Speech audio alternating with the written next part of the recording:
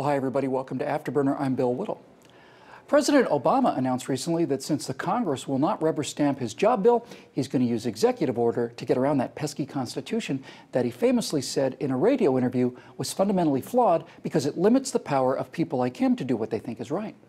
Now, just about everyone professes to love the U.S. Constitution, but conservatives and progressives see it in fundamentally different ways.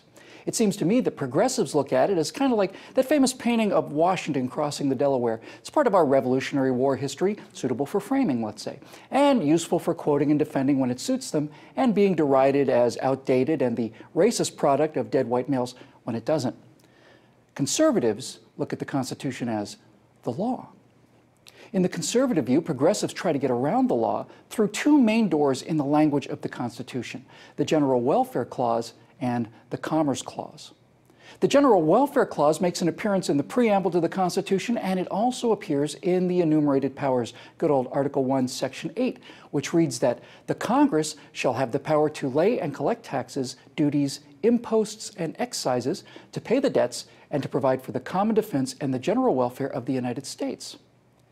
Now, the progressives use this as they use everything else. It's a blank check to do whatever they want. Medicare, general welfare.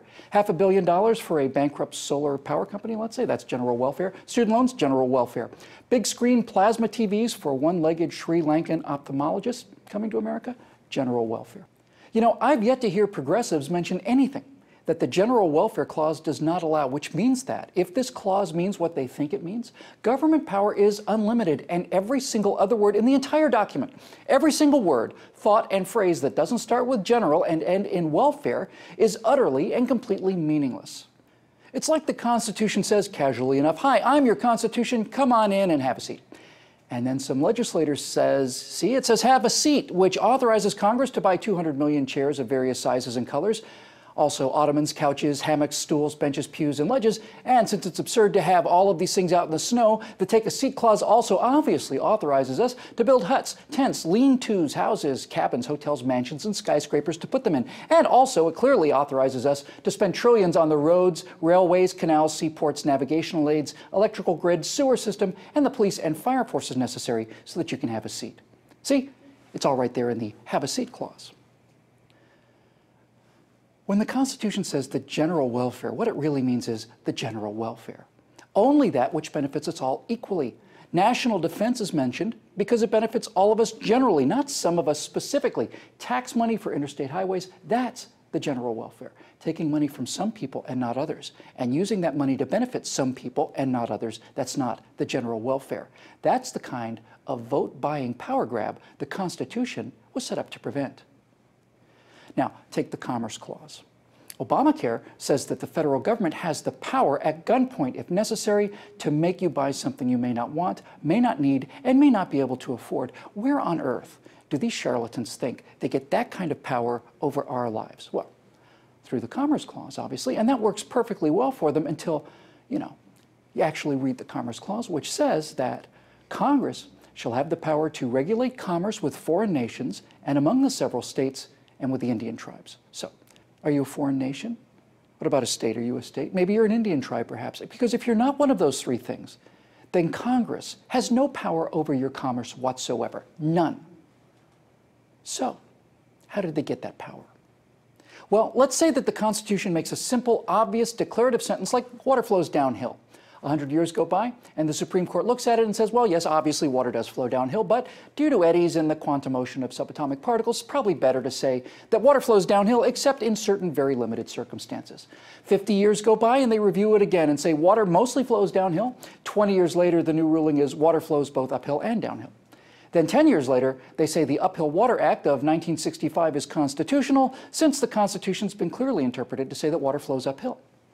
And when you confront them with the fact that a sentence is interpreted to mean the exact opposite of what it actually says, they cite judicial precedent. My friends, the Constitution is an instruction manual, that's all it is. It tells us how to build the federal government. Its entire purpose is to decide what power goes where, and it only deals with three players, the three parties that will share that power. And those parties are the federal government, referred to in the Constitution as the United States, and then the states themselves, and finally, the people. The Constitution says things like members chosen every second year by the people of the several states and the electors in that state, or we the people, or the right of the people to keep and bear arms. Again and again and again, these three same players, the federal government, the states, and the people.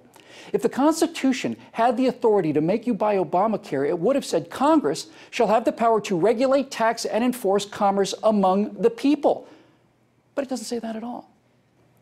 Now, progressives will say, Bill, you fiendishly good-looking, well-dressed, articulate, debonair, well-educated patriot, with whom we respectfully disagree. You're wrong. The Supreme Court has ruled that the Commerce Clause lets Congress regulate commerce among the people, to which I reply, I don't care.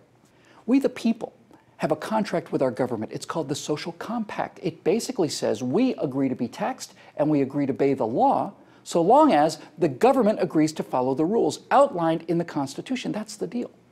We, the people, have that agreement. Not we, the Supreme Court justices, not we, the Harvard Law Review editors, not we, the publishers of the New York Times. We, the people. When our Congress and our president of whatever party ignore those laws, whenever 5 unelected Supreme Court justices tell me that a plain English sentence means the opposite of what it actually says, then the social compact is broken. If my government does not live up to its end of our contract, I have no obligation to live up to mine. The social compact is broken. So what do we do about it? Do we choose lawlessness or do we choose a return to the law? Because we have to choose, and we have to choose wisely, and we have to choose quickly.